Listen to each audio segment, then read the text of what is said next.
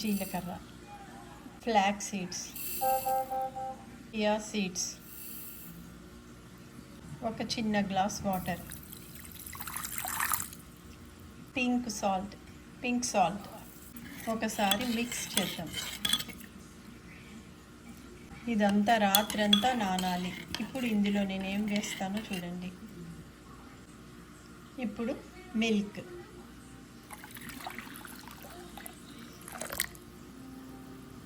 తరువాత పెరుగు ఒకసారి కలపాలి.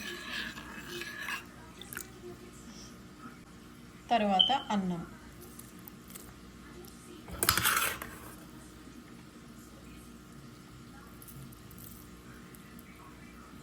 తరువాత ఉల్లిపాయ ముక్కలు, పచ్చిమిరపకాయ ముక్కలు. ఇప్పుడు మూత పెట్టేసేయాలి.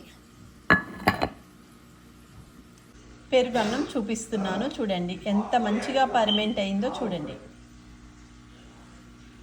రైస్ పర్మెంట్ అయిపోయింది. ఇప్పుడు అది నేను మిక్స్ చేస్తున్నాను చూడండి.